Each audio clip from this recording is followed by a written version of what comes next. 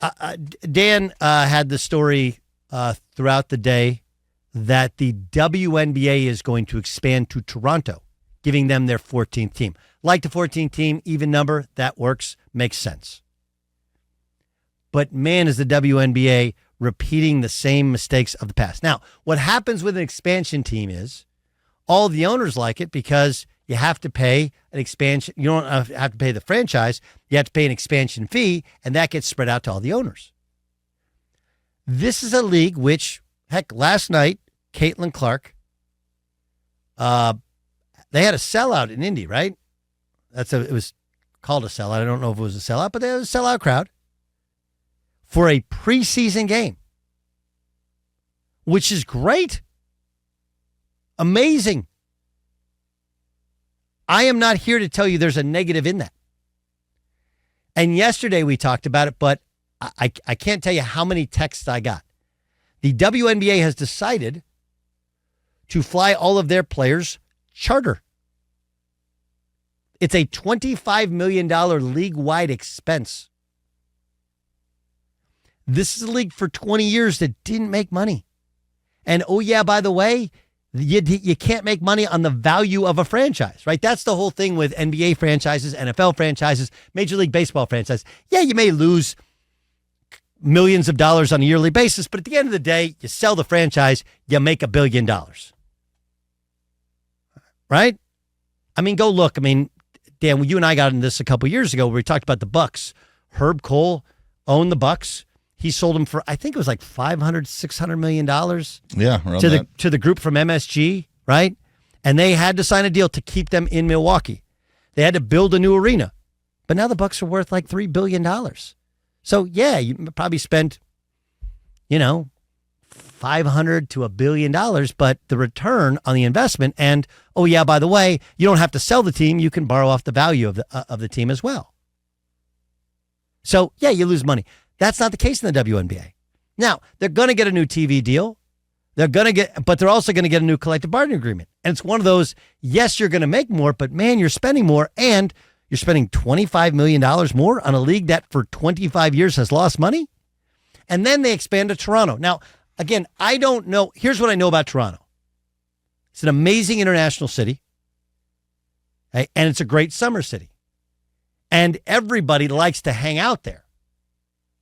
But it's a pain in the ass to get, the border stuff can be a pain in the ass. The taxes for players can be tiresome. And it's doing what the NHL and NASCAR did, which is expanding its footprint to places where it might not make sense. Like, where are your successful teams? New York, Vegas, big markets, cool places to be in the summer, right? But they also are in Connecticut. Why? There's a passion for Connecticut basketball. And by the way, the Fever were basically on life support until they drafted Caitlin Clark. Right? I don't know how many people know that. Indiana is a great basketball city, okay? But summer basketball is AAU, other stuff outside, right? They got the Indy 500. They were the worst team in the league, and nobody went to their games. They got Caitlin Clark. You talk about a gift from above. I'm telling you, the smartest guys in all of the rooms are TBT. You know what TBT is? The basketball tournament. Go look at where they are. All of their sites, and granted, it's a win or go home, I think $2 million purse for all these former players, but they're in sites where it's all popular college basketball towns. Popular college basketball towns. So why go to Canada? I don't know. Maybe there's great passion for women's basketball in Canada I'm not aware of. But if it was me, why wouldn't you explore Des Moines? Why wouldn't you explore places in the States that have huge passion for the women's game? They've struggled in the big cities. They've done well in the smaller ones. Right? And look, again, this is where we use history as our guide. The Phoenix Coyotes are going to be the Utah. I kind of think most people are on my side, right? That they're going to be the Utah Yeti. I love the Yeti. Yeti, Yeti, Yeti. But they were the Winnipeg Jets. Couldn't get an arena, moved to Phoenix, bounced around, despite whatever success they had in the ice, could never make it work, and now they're going to Utah. Atlanta had the Thrashers, right? They're now back in Winnipeg. Why? Because hockey is everything in Canada. It's not in the South. It's just not. You know, it's like, I don't know what the finances are like for the LA Kings, and I know they've won a couple of Stanley Cups, but has anybody ever even, we all live in Los Angeles, have you even thought of the Kings? Can you name any King player? Iowa Sam, can you name a King? I don't think he's on the team anymore, but Jonathan Quick. Is he on the team anymore? As Bayer probably knows. He knows everything. I thought his days were done. Probably. Do you know any LA Kings? Oh, he's with the Rangers now. Okay. Do you know any LA Kings? No. Me neither. Drew Doughty, is he still there? Chase too? Yeah, I don't watch hockey. Right. Okay. So my point is, and NASCAR did this as well. Now I know Fontana is a big, that's LA or whatever, and they've done, they did the track here. Didn't they do the track at the LA Coliseum? You can do a one-off here or there. But the point is that where NASCAR's had their most success is in the southeastern part of the United States. Southeast and Midwest. Right? We're talking a summer sport, a women's basketball. It's niche. And I don't know, people in Toronto wait all year to get sunshine. All year to get sunshine. So you mean to tell me they're going to come out of the sunshine for an expansion WNBA team? It feels like when you combine the charter flights before you get the new collective bargaining agreement, the new TV deal, when you expand to a foreign city, feels like the NBA going to Vancouver all over again. Right? Am I crazy, Dan? Because women's basketball is super popular in the Midwest. Super popular. It's not just Caitlin's big, but IU has started to really draw. Nebraska has started to really draw. I just, don't you lean in there? I don't think that there's a normal solution to it. Obviously, you've kept the team in Seattle because of the great success. Connecticut has kept the team, and I don't know the history behind that, but there's not even really an NBA team there in terms of that factor. I know, like, they've tried to do this, like, oh, that's a great college town. They're going to love this minor league baseball team. Mm-hmm. And nobody cares. Yeah. No, I get it. Like, look, there's a corporate sponsor aspect to it, too, where even if you don't fill the seats, you can sell the suites and whatever. And I'm sure the timing is really good because right now it appears to be hot, and maybe it stays hot. But there's only one Caitlin Clark. I have a couple thoughts, Doug. Go ahead, Jay. Go ahead, Sam.